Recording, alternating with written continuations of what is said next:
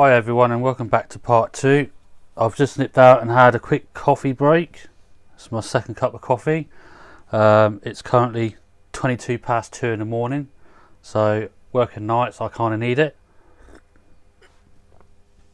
Anyway, get the soldering iron powered up, back to working. So here I'm using a 680 ohm resistor. I've cut it down to size.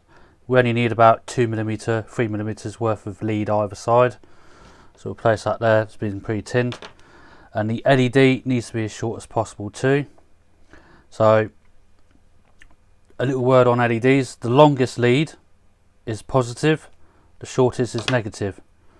And if you look at the side of the LED, you'll probably need to see it yourself. There's a flat side there, which is the negative side. I don't know if you can quite see that on this camera, but right at the bottom you have a flat which indicates the negative side. So I'm just going to go ahead and cut the leads down.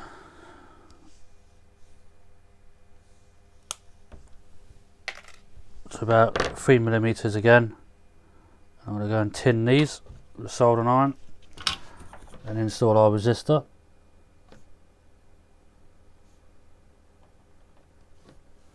So that's pre-tinned.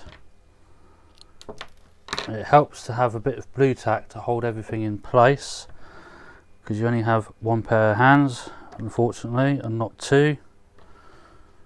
So I've lined it up on the blue tack. So the negative side is here, there's a flat edge here.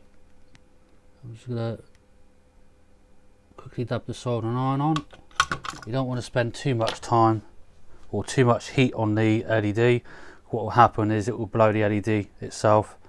So that there is all set up ready to use. So we can get rid of the blue tack now. And before I do anything else, I need to bring some Captain tape, which is excellent stuff. It's got good thermal resistance properties. It's a good insulator, so it can withstand heat. And we're just going to use this just to protect it so it doesn't short out on those two pickup blocks that we spoke about earlier. So it's a bit rough and ready, but that can be folded. It's quite thin as well and very flexible. So just place that switch contact back in there, making sure we still have the pickup springs in place. Adjust it, get the wiring out of the way. Now the yellow wire we won't be using in this case, so I'm going to just carefully snip it off.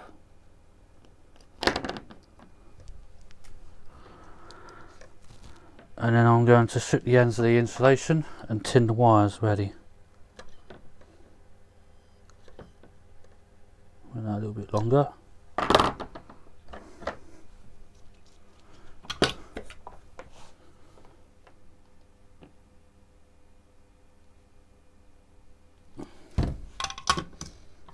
Now, I have some heat shrink.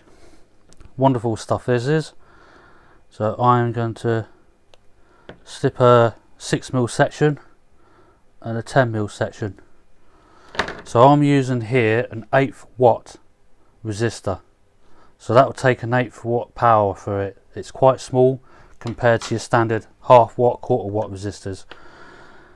So slide the heat shrink down, put the 10mm piece on the white wire, if it will go down, and the 6mm piece on the blue, and then we'll solder the blue on.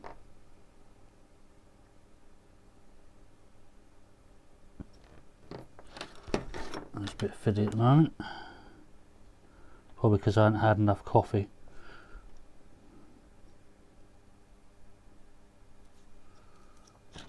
And the white on the end of the resistor.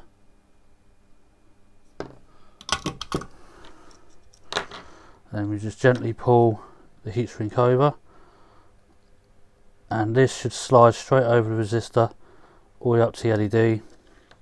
So I can joggle this like so. So then it's all totally protected. no short circuits. Now I'm just going to set my hot air gun up to the correct temperature, so I use 150 degrees. And I'm just going to waft it over to shrink it down to size. That's all you need. 150 degrees for a few seconds. Job done. So the switch keeps moving around.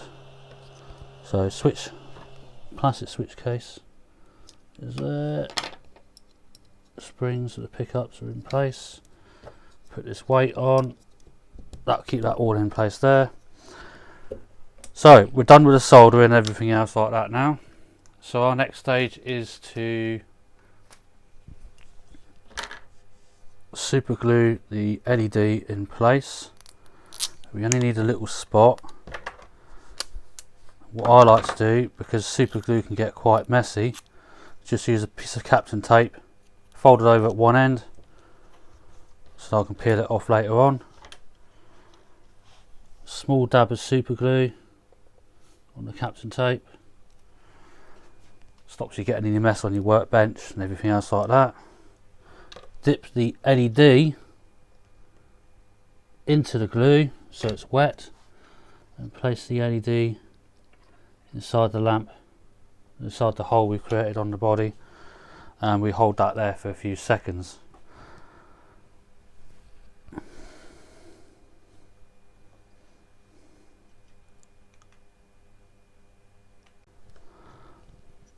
So that super glue's had enough time to cure. Set this weight off just so I can flex this decoder around. So the decoder is snug up there. Put the weight back on.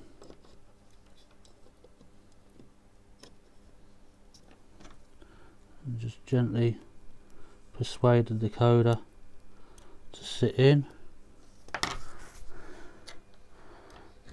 So you can see the decoder is quite snug in there.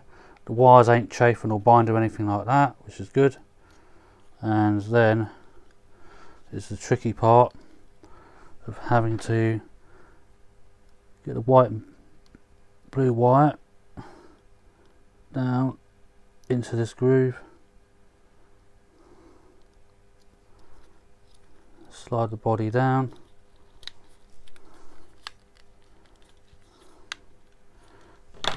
and there we have it.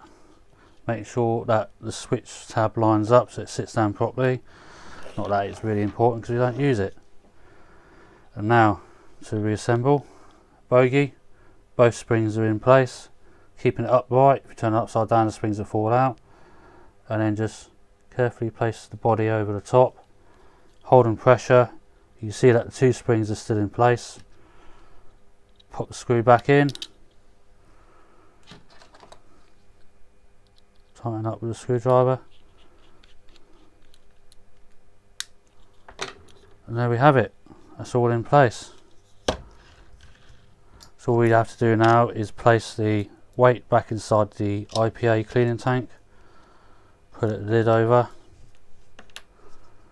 vacuum chamber, or filter should I say, and this is the vacuum fan blades, which is quite powerful. It will pick up bits of ballast and everything else like that.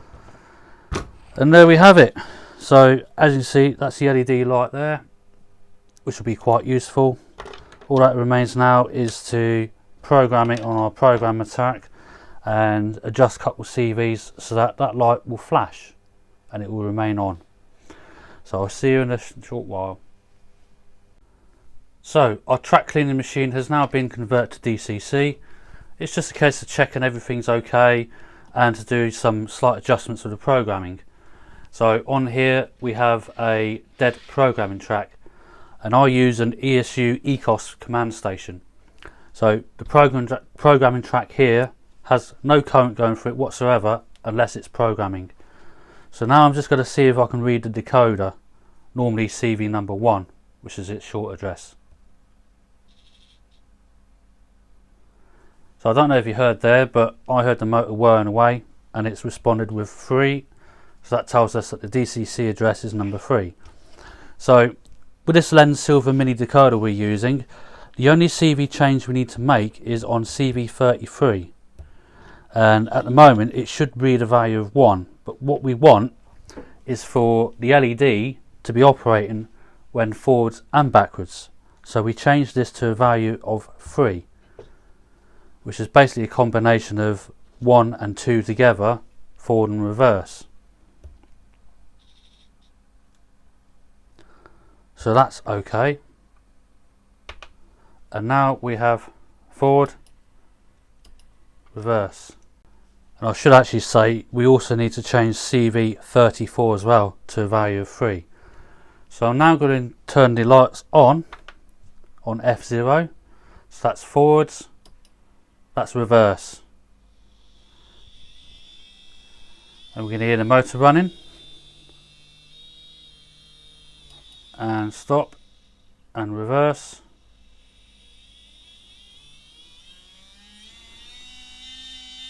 And there we have it. All works nicely. And all we have to do now is copy your locomotive up, run it back and forth, and that will clear up any rubbish on your track. So an extra feature we can do, if you don't want this light being fixed, we can change it so that it flashes. This will involve another CV change, and we can also change the brightness. So I think it's a little bit too bright there. So I'm going to go into the program track mode and change CV55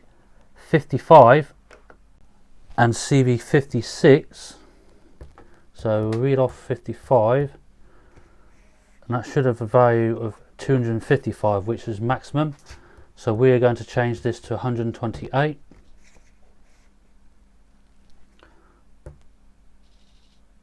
And that's confirmed. And CV56 to 128 as well, and that's confirmed. So you can see it's much dimmer than it was, much easier on the eyes. So with the next CV change we can have a bit of fun. So with CV number 60, we have an option of having Mars lighting, a gyro light, a strobe or double strobe. So I'm going to set this to number 3, which is a single strobe.